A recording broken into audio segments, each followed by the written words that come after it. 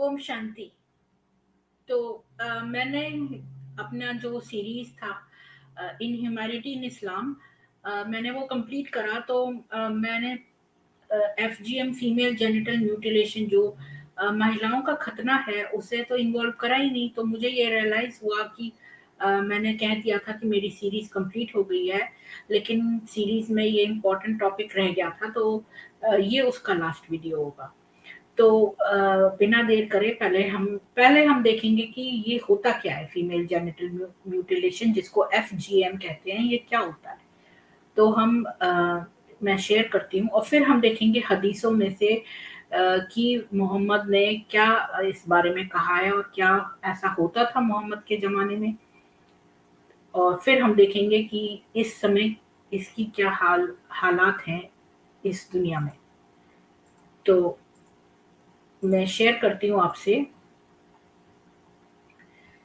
कि female genital mutilation, ये जो यूनिसेफ की साइट है, ये इसका डेफिनेशन देती है। एक तो ये बता रही है कि 200 मिलियन लड़कियां और महिलाएं जो आज जीवित हैं 30 देशों में से, उन्होंने एफजीएम, उनका खतना हो चुका है। तो 200 मिलियन महिलाएं हैं जिनका खतना हो चुका है। और फीमेल जेनिटल म्यूटिलेशन जो है, वो जितना भी आप प्रोसीजर करते हैं जिसमें कि आप महिलाओं का थोड़ा-सा पार्ट जो है जननांग जिसे बोलते हैं, उसे रिमूव करते हैं, उसे निकालते हैं या फिर पूरा ही निकाल देते हैं। और कोई और इंजरी जो है, चोट पहुँचाते हैं उस जननांग को। कोई भी नॉन मेडिकल रीज़न, अगर किसी की सर्जरी हो रही है कोई इम्पोर्टेंट कहीं की, तो बात अलग है। तब पर बिना किसी मेडिकल रीज़न के आप ये सारे काम कर रहे हैं, तो इसे हम एफजीएम कहते हैं। तो एफजीएम जो है, वो अगर हम डब्ल्यूएचओ की उससे देखें, तो ये 4 प्रकार के हैं। ये डब्ल्यूएचओ की साइट है, इस पे आप बाद में जा सकते हैं। ये फीमेल जेनिटल म्यूटिलेशन के ऊपर, और ये बताइए कि 4 तरह के जो हैं वो खतना होते हैं और महिलाओं के।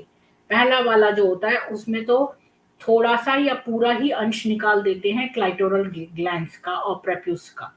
और दूसरा जो है टाइप, उसमें जो है वो थोड़ा या पूरा क्लाइटोरल ग्लैंड्स तो निकालती हैं और लेबियम माइनोरा भी निकाल देते हैं। और लेबियम मेजोरा भी कई चीज़ों में निकाल सकते हैं। और टाइप 3 जो है उसको इन्फिब्युलेशन कहते हैं। उसमें क्या करते हैं कि एक और जो वेजाइना की ओपनिंग है, जो हमारा क्या बोलते हैं, मेरे को इसकी मैं हिंदी में बोलना नहीं आता। वेजाइना को क्या कहेंगे, 1 मिनट। योनि। तो योनि का जो वो है, सॉरी, तो योनि का जो ओपनिंग है उसकी उसको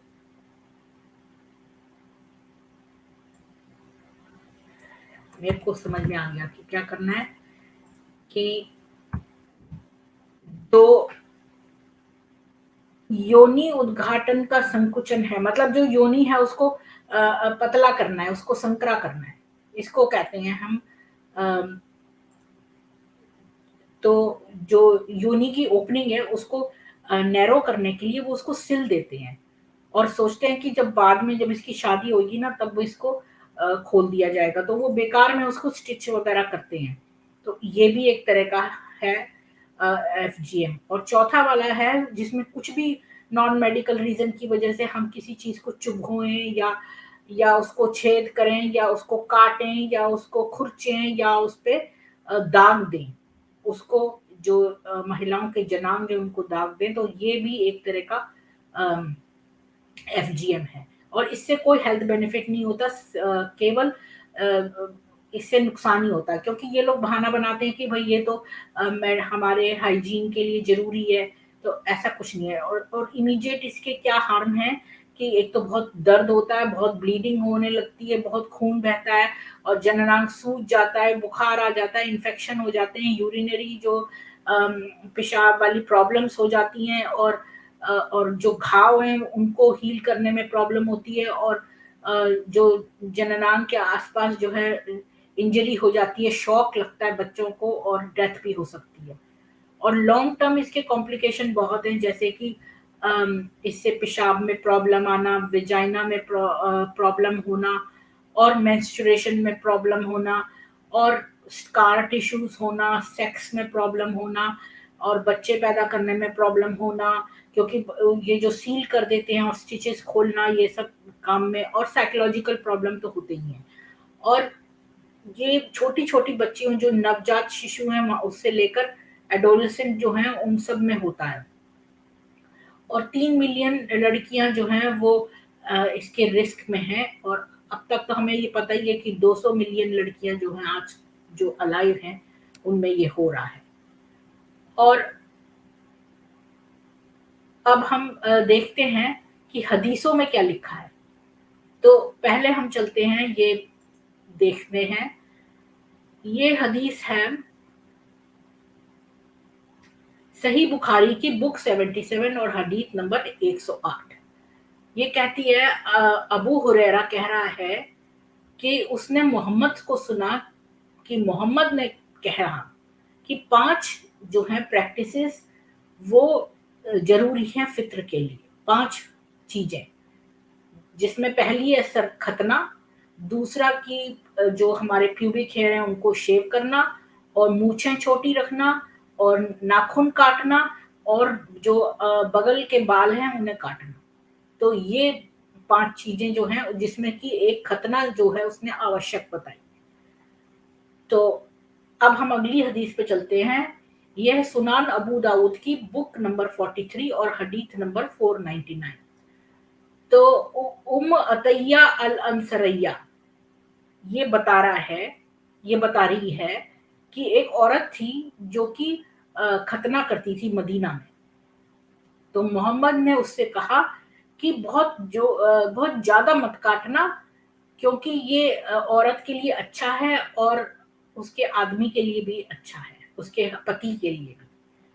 तो मोहम्मद ने ये नहीं कहा कि तुम मत करो ये खतना, बल्कि उसने ये कहा कि ज़्यादा मत काटो। तो ये एक हदीस हमें मिलती है इसकी। एक और हदीस है जो है अम, अल अलबनी, दईफ अल अलबनी की, जो बुक 53 और हदीस नंबर 1245। तो एक बूढ़ी औरत थी कुफा की, जो कि दादी थी अली इब्न गुराब की। वो बताती है कि उम्म अल मुजाहिर ने कहा, उम्म अल मुजाहिर एक और औरत है, वो बता रही है अपनी कहानी कि जब वो पकड़ी गई, तो उम्म अल मुजाहिर जो थी वो पहले मुसलमान नहीं थी, वो किसी और जाति की थी। तो जब उसे और लड़कियों के साथ बाइजेंटियम में पकड़ लिया गया, तो उथमन ने उसको कहा कि तुम इस्लाम में कन्वर्ट हो जाओ, तो मतलब मुसलमान बन जाओ। तो लेकिन उन सारी लड़कियों में से केवल ये उम्म अल मुजाहिर और एक और लड़की जो है उन्होंने इस्लाम कबूल लिया। तो उथमन ने उनसे कहा कि अब तुम जाओ और खतना करवाओ और फिर प्योरीफाई हो। यानी खतना जो है एक प्योरीफाई करने के लिए एक वो है, प्योरीफाई करने का तरीका है कि खतना करी हुई औरतें ज़्यादा जो हैं प्योर होती हैं, ज़्यादा शुद्ध होती हैं। तो इसलिए जो है हमने पिछले वीडियोज़ में देखा था कि कैसे जो है जो बूढ़े क्रुएल्टी टुवर्ड्स ओल्ड में हमने देखा था कि कैसे ये लोग जाके बूढ़े-बूढ़े लोगों को सर्दियों के मौसम में और एक एक्स लेकर, एक मतलब कुल्हाड़ी से उनका सर्कमसिशन करते थे, क्योंकि उस समय डॉक्टर और इतना मेडिकल वो था नहीं। तो पत्थरों से, ब्लेड से, और ये लोग इतनी अफ्रीका में तो इतनी बुरी तरह से ब्लेड वगैरह यूज़ करते हैं, कहीं इंडोनेशिया वगैरह में तो कैंची से काट देते हैं, और यहाँ पर जो है वो कुल्हाड़ी से काट-काट के कितने बूढ़े आदमी मर गए। सोचो 120 साल के आदमी की क्या ज़रूरत थी इनको खतना करने की। तो इन्होंने, ये लोग कहते हैं कि खतना करने से जो है ये मेडिकली बहुत अच्छा है, इसलिए ये खतना करते हैं। तो ये बताइए कि ये जो इससे कोई मेडिकल वो नहीं है। हमने ऐसा देखा, डॉक्टर्स कहते हैं इससे कोई मेडिकल फ़ायदा नहीं है। और ये लोग झूठ बोलते हैं, और ये लोगों ने इतनी सारी लड़कियों को, तो उस ज़माने में मोहम्मद ने कहा कि सर्कमसिशन खतना कराना है, लेकिन बहुत नहीं काटना। ये हमने हदीसों से देखा। और ये भी देखा कि औरतों का को जब वो इस्लाम कबूलते थे तो आदमी और औरत दोनों का खतना होता था। अब जो है मैं आपके साथ शेयर करती हूँ। हमने ये देख लिया कि 200 मिलियन लड़कियां जो हैं वो उनका खतना हो चुका है, और कैसे जो है 4 प्रकार के खतना होते हैं और उनका क्या-क्या नुकसान है, तुरंत वाले नुकसान और जो लॉन्ग टर्म नुकसान है वो सब हमने देखे, और हमने हदीसों से देखा कि कैसे मोहम्मद ने खतना रोका नहीं, बल्कि उसने ये एक कल्चरल प्रैक्टिस थी उस समय की। तो इस्लाम कबूलने के लिए ये लोग उनको औरतों और आदमियों में भेद करने के लिए कि भाई ये देखें बाद में कि कौन कौन हमारे लोग हैं, इन लोगों ने ये चीज चलाई खतना वाली। और इससे जो है वो औरतों का इनका पूरा ये है कि आदमी जो है वो मैक्सिमम प्लेजर ले और औरत कुछ भी प्लेजर ना ले। तो ये इनका इनके पीछे का मकसद है कि औरत को कोई जो है वो को किसी भी तरह का आनंद प्राप्त ना हो सेक्सुअल, और उनकी जो सेक्सुअल आनंद है उसको कम करने के लिए ये उस खतना करते हैं उनका। क्योंकि आदमियों का खतना तो आगे से होता है थोड़ा सा, उससे उनके प्लेजर में इतनी कमी नहीं आती, लेकिन जो औरतें हैं उनका जो है आनंद जो है उनको नहीं होता, और उनको पेशाब करने में भी प्रॉब्लम होती है। तो ये जो है वो उनका जो है खतना का वो है। तो अब हम देखेंगे, हमने ये देख लिया हदीसों से भी और उसकी डेफिनेशन भी देख ली। अब हम देखेंगे कि कुछ कंट्रीज में, अब हमें पता है अफ्रीका में, मैं तो मुझे डर लगता है ये चीजें पढ़ने में, क्योंकि मेरे दिल में बहुत असर पड़ता है। तो मैं जो है देखती हूँ, आपको थोड़ा सा पढ़ के बताती हूँ कि इंडोनेशिया में क्या हुआ, और इधर उधर थोड़ा सा बताती हूँ, और जहाँ मैं रुक जाऊँ वहाँ आप अपने आप से खुद जाके पढ़ लेना, आपको वेबसाइट में बता दूंगी। मुझे डर लगता है ये चीज़ें से, मेरे मेरे दिल में बहुत गहरा चोट पहुँचती है, तो मैं अपने दिल पे हाथ रख के हमेशा और फिर ये चीज़ें पढ़ती हूँ। तो ये एक तरीका है दिल को सांत्वना देने का, और नहीं तो मेरे को बहुत शौक लगता है। तो मैं आपसे फिर से शेयर करती हूँ।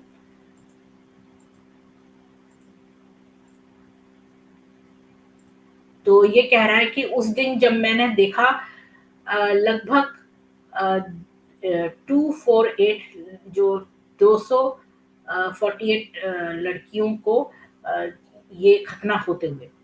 तो ये दिखा रहा है, देखो ये तस्वीर ली है। ये एक स्कूल था प्राइमरी, मैं पूरा नहीं मैंने ये अभी इंग्लिश का स्ट्रीम किया तो मैंने थोड़ा-सा पढ़ लिया था। तो मैं अब दोबारा से जो है हर एक चीज़ नहीं पढ़ूँगी, मैं आपको इसकी जिस्ट बता देती हूँ कि ये लोग एक असेंबली हॉल में प्राइमरी स्कूल में इकट्ठा हुए, और बहुत गर्मी थी, और जो 12 साल की लड़की सुनीना थी, वो उसका मुँह जो था वो बहुत शॉक में था। वो बच्ची को 1 घंटे पहले उसके जो जनांग थे उनको कैंची से जो है डेस्क पे उसको लिटा के कैंची से काट दिया था, तो वो बहुत पेन में थी। और तो इस दिन सुबह इंडोनेशिया की 248 लड़कियों के साथ सब कुछ यही होना था। उस दिन 400 लोग जमा थे, 400 महिलाएँ, और सुमीना जो थी वो ओल्डेस्ट थी, और जो उसकी छोटी सबसे थी वो 5 महीने की थी। तो सोचो ये कितना उनको वो करते हैं। और हर एक को प्रॉफिट मोहम्मद के बर्थडे पे ये एनुअल जो है हर साल मनाया जाता था, और पेरेंट्स को जो है 80,000 रुपए इंडोनेशियन रुपया और एक बैग जो है खाने का दिया जाता था हर एक बेटी को लाने के लिए। और जो है वहाँ का अम, तो अब ये बता रहा है कि वो जो लड़कियां थी यहाँ पर, यहाँ से फिर से कंटिन्यू करेगा कि हजीला ने जो है वो सुपरवाइज कर रही थी, उसके पास कोई मेडिकल प्रैक्टिस नहीं थी। मतलब वो पहले से वो कोई नर्स वगैरह नहीं थी, और वो 57 ईयर ओल्ड की थी, टीचर थी और मिडवाइफ, और वो सुपरवाइज कर रही थी। और लड़कियों को उन्होंने उन सब लोगों ने डेस्क पे लिटा दिया। और फिर ये भी कहती है कि जो खतना करी हुई औरतें हैं वो ज्यादा स्वादिष्ट चावल बनाती हैं, ये उसकी दादी कहती थी। और कहती थी इसको निकाल देने से अच्छा होता है, क्योंकि इससे पेशाब जो है वो आसानी से हो जाती है, और जो गंदी बदबू है वो भी नहीं आती है। और जबकि ये उल्टी बात है, पेशाब करने में बाद में प्रॉब्लम होती है। और जो है वो उसको क्लासरूम में ले गए, और वहाँ पर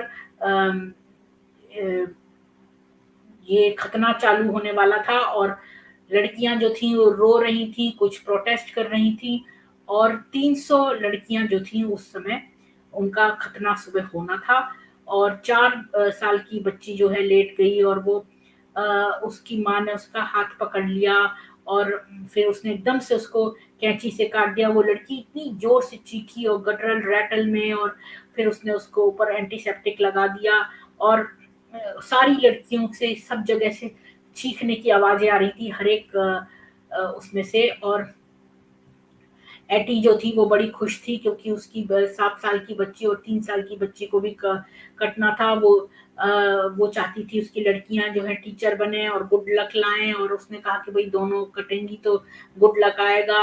और मैं अब इससे ज्यादा नहीं पढ़ सकती, मेरे बर्दाश्त से बाहर हो रहा है, तो आप ये खुद पढ़ लेना डॉक्यूमेंट। ये है गार्जियन का और ये उसकी वेबसाइट है। तो ये इतनी सारी लड़कियां वहां पर ये हुई। अच्छा, ये तो आपने देखा कि वेस्ट में, वेस्टर्न अफ्रीका वगैरह में सब जगह होता है, ये इंडोनेशिया में होता है। इंडिया में ये दाऊदी बोहरा में कम्युनिटी में होता है। तो ये जो है दाऊदी बोहरा जो है ये खतना करते हैं और ये मुंबई वगैरह में दाऊदी बोहरा कम्युनिटी जहां भी रहती है वो ये काम करती है। तो जून के 2016 में सैदीना मुफद्दल सैफुद्दीन उसने एक प्रेस स्टेटमेंट जारी की जिसमें उसने कहा कि ये जो खतना है ये रिलीजियस प्योरिटी है और ये दामुल इस्लाम जो है वो जो है उसके अकॉर्डिंग जितने भी लड़के और लड़कियां उनका खतना होना है और वो एक हाइजीनिक और तहारत है और जो कि केवल फिजिकल ही नहीं है बल्कि एक स्पिरिचुअल और रिलीजियस चीज है। और बहुत सारी बोहरा औरतों का इंटरव्यू किया गया तो उन्होंने कहा कि ये एक रिलीजियस ऑब्लिगेशन है, ये एक ट्रेडिशन है और ये और लड़कियों की सेक्सुअल जो कामना है और उनका जो आनंद है उसको कम करने के लिए है।